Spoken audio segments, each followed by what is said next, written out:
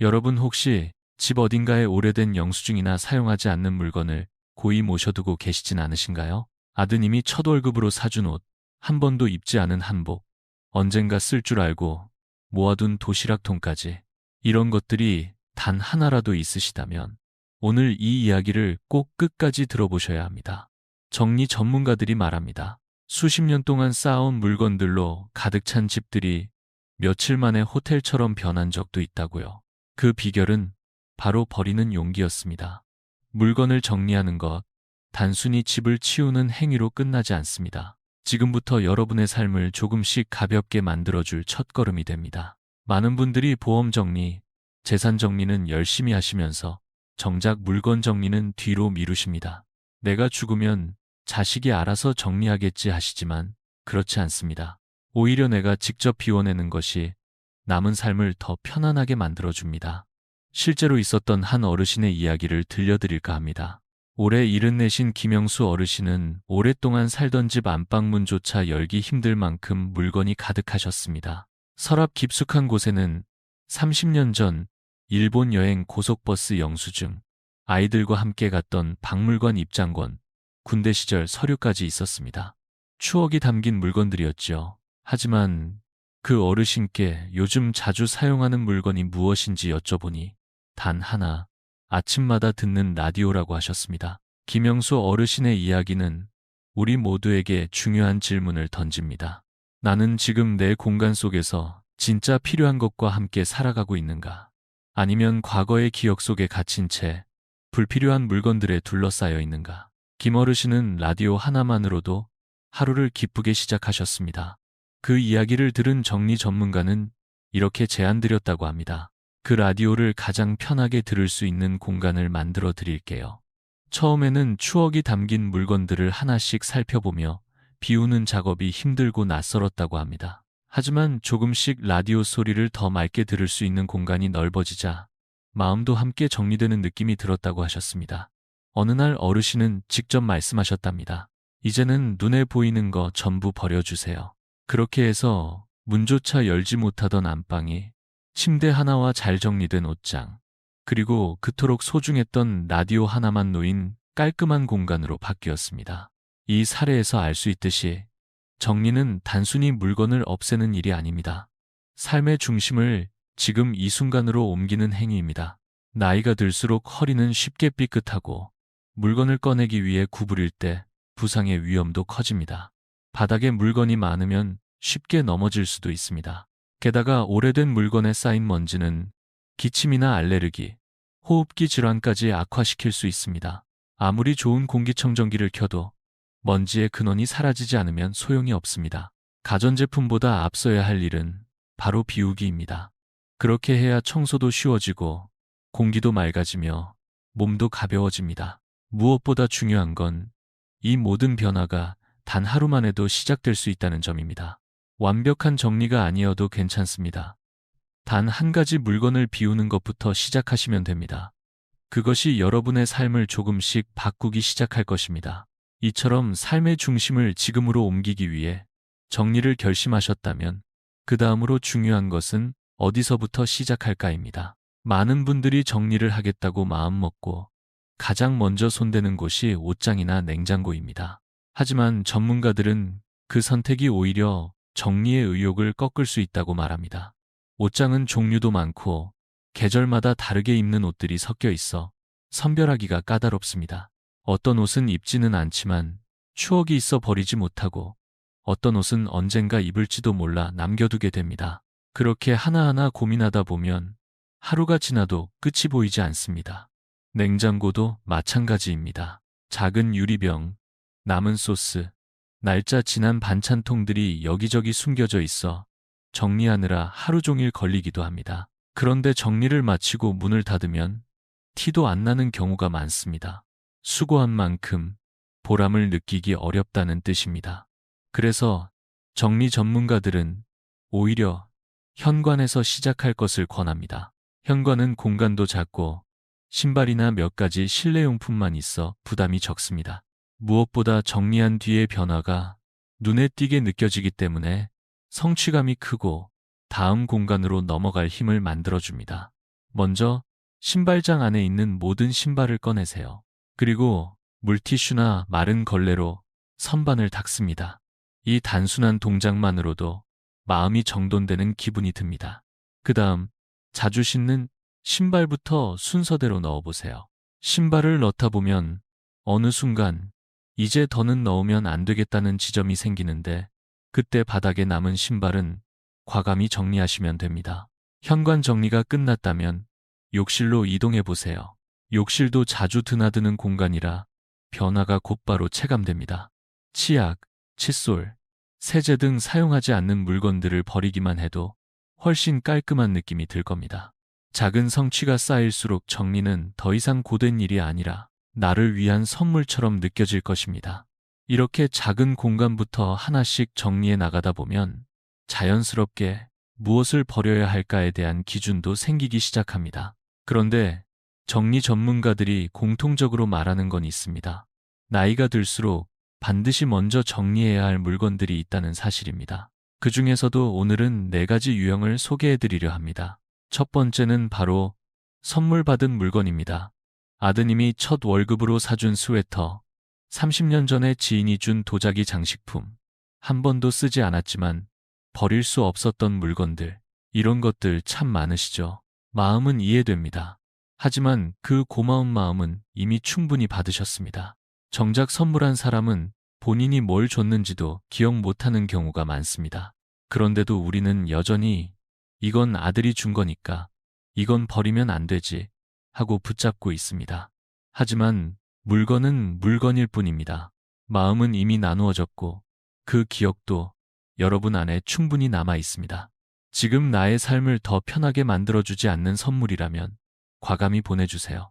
혹시 망설여지신다면 사진을 찍어두는 것도 방법입니다. 사진 속에 그 기억을 담아두고 물건은 정리해도 괜찮습니다. 두 번째는 입지 않는 옷들입니다. 옷장은 정리의 사각지대가 되기 쉽습니다. 특별한 날 입으려고 모셔둔 한복, 홈쇼핑에서 세트로 구매했지만 색이 마음에 안 들어 안 입은 속옷들, 체형이 달라져 더는 맞지 않는 옷들까지 대부분 언젠가 입겠지 하는 마음으로 쌓아두지만 실제로는 매일 입는 옷만 반복하게 됩니다. 정리의 기준은 단순합니다. 지금 내가 잘 쓰고 있는가? 그렇지 않다면 그건 내 삶에 필요 없는 것입니다. 아끼느라 못 입는 옷은 사실상 쓰지 않는 옷입니다. 공간은 한정되어 있고 숨 쉬는 공간을 확보하기 위해서는 과감한 결정이 필요합니다. 사용하지 않는 옷은 누군가에겐 짐이 될 수도 있다는 점도 함께 생각해 보시면 좋겠습니다. 입지 않는 옷들을 정리하고 나면 그 다음으로 마주하게 되는 것이 바로 고장난 전자기기들입니다. 이것이 세 번째로 반드시 정리해야 할 물건입니다. 서랍 안 깊숙이 넣어둔 오래된 핸드폰, 배터리가 부풀어 오른 카세트 플레이어, 어디에 쓰는지도 모를 어댑터와 충전선, 혹시 지금도 가지고 계시진 않나요? 많은 어르신들이 이건 예전에 중요한 사진이 있어서 못 버리겠어요 라고 말씀하십니다. 혹은 나중에 자료 꺼낼 일이 있을지도 몰라서요 라고 하시기도 하죠. 하지만 솔직히 한번 생각해 보세요. 그 핸드폰을 마지막으로 켜본 게 언제인가요? 그리고 그 안에 있는 사진을 정말 다시 꺼내본 적 있으신가요? 대부분의 경우 그런 전자기기는 이미 기능을 상실했고 다시 작동시키는 것도 쉽지 않습니다. 풍수에서는 고장난 물건이 집안에 오래 머물면 기운을 막는다고도 말합니다. 그리고 더 중요한 건 전선이나 충전기처럼 정체 모를 부품들을 쌓아두면 정리할 때마다 스트레스를 유발하고 안전에도 좋지 않다는 점입니다. 실제로 이런 부품들로 인해 서랍 안이 복잡해지고 먼지가 쌓이면서 알레르기나 호흡기 문제를 악화시키는 경우도 적지 않습니다. 네 번째는 시대에 맞지 않는 물건들입니다.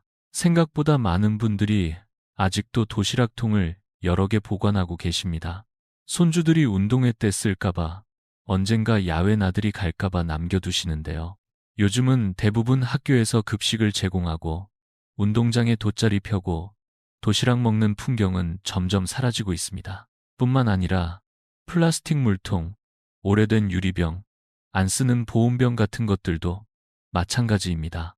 지금의 생활 방식과 맞지 않는 물건들을 계속 보관하면 공간만 차지할 뿐 아니라 불필요한 정리 부담만 커집니다. 과거에는 유용했지만 지금은 불필요한 짐이 되어버린 물건들, 이제는 감사한 마음으로 보내드릴 때입니다.